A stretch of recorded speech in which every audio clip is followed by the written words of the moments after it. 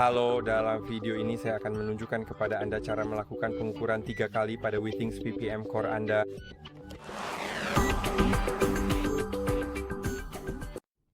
Pengukuran 3 kali adalah pengukuran tekanan darah Anda sebanyak 3 kali, yaitu dilakukan sebanyak 3 kali berturut-turut untuk memastikan hasil yang akurat dan dapat diandalkan, yang dapat memberikan hasil yang lebih baik dan secara default dilakukan dengan interval 60 detik. Terkadang intervalnya bisa sedikit lebih lama jika Anda mengubahnya di pengaturan. Ngomong-ngomong, ada video tentang cara mengubah interval tersebut. Dan saya akan menunjukkan kepada Anda cara melakukan pengukuran 3 kali. Jadi pertama-tama tentu saja Anda perlu memasang perangkatnya. Pertama tentu saja buka perangkatnya, siapkan lengan Anda. Jadi perangkat harus menempel langsung ke kulit. Saya akan menyiapkan lengan saya dan akan memasangnya. Sekarang mari kita lepas velcro-nya. Sekarang mari ingat, tombolnya harus menghadap ke atas. Jadi itu hal yang sangat penting untuk dilakukan. Itu akan membuat segalanya lebih mudah. Dan sekarang penting juga untuk diketahui bahwa stetoskop ini dapat dipegang dengan hati-hati di tulang rusuk Anda.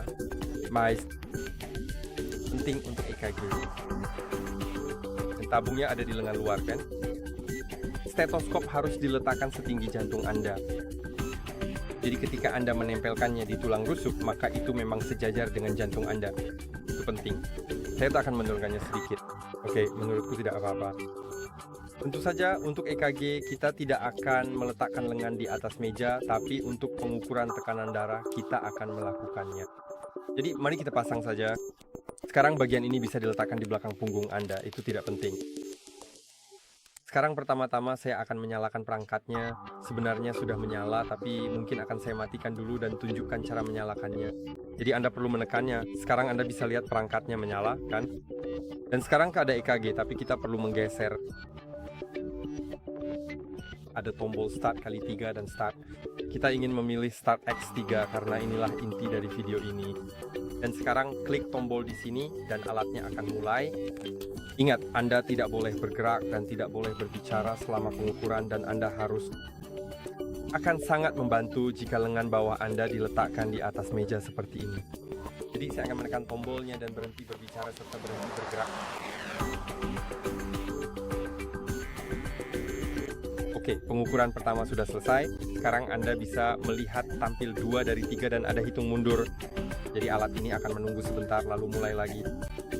Anda juga sebaiknya tidak berbicara selama jeda ini, tapi saya berbicara karena ingin memberitahu Anda bahwa jika saya benar-benar mengalami serangan, saya tidak akan berbicara dan tidak akan bergerak.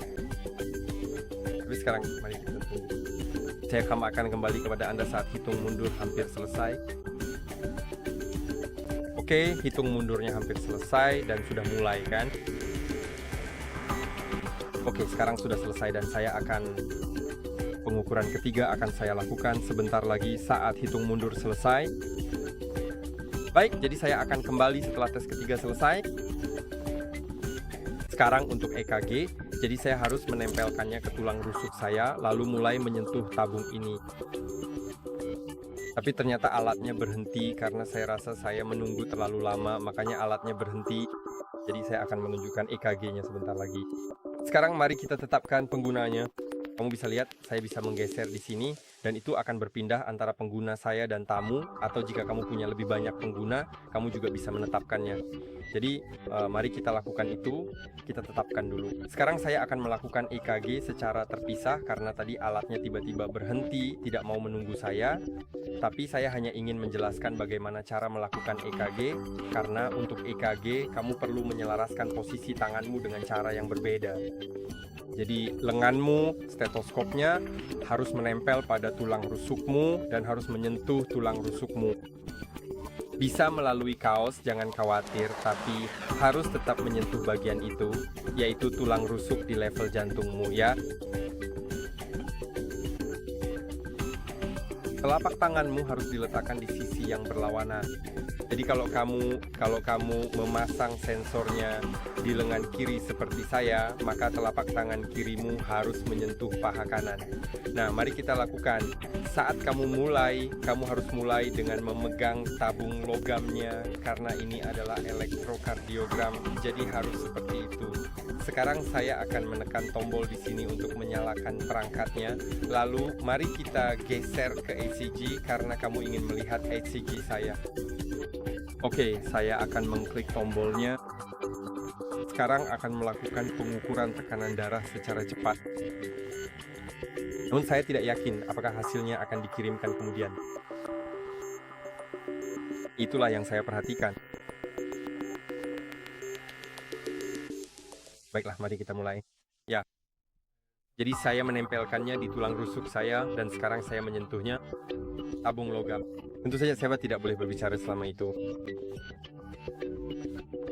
Jadi di layarnya ada hitungan mundur seperti yang mungkin Anda lihat. Ada hitungan mundur yang melewati keseluruhan hal dan kemudian memperlihatkan semuanya kepada saya. Jadi ya, mari kita tunggu sampai itu selesai. Tentu saja, saya seharusnya menempelkannya di paha saya, seperti telapak tangan yang berlawanan di paha yang berlawanan. Ya, sekarang sudah selesai. Ini akan memberitahukan EKG, lalu memberitahu apakah itu normal. Ini normal, itu bagus. Dan sekarang saya bisa menetapkannya ke pengguna. Jadi saya akan menetapkannya ke diri saya sendiri, lalu menyetujuinya dengan tombol. Dan sekarang mari kita segarkan aplikasinya. Mari kita lihat semuanya. Saya akan melepas perangkatnya sekarang. Mari kita lihat apakah sudah terkirim belum. Oke, sekarang sudah ada. Ada EKG dan suara jantungnya sudah diperbarui. Jadi mari kita lihat, kita punya EKG tentu saja. Saya bisa memutarnya, saya bisa melakukan apa saja, menggeser ke sana. Saya bisa pergi ke tekanan darah dan juga melihat hasil yang saya punya. Hari ini saya sudah melakukan 4 pengukuran, jadi itu agak gila. Tapi ini adalah pengukuran saya yang paling baru dan ya pengukuran waktu nyata tentu saja. Serta detak jantung, sistolik, diastolik, semuanya. Dan kemudian kita punya... Ya, pada dasarnya kita punya semua di sini. Jadi saya harap video ini bermanfaat. Jangan lupa untuk like dan subscribe dan sampai jumpa di video berikutnya.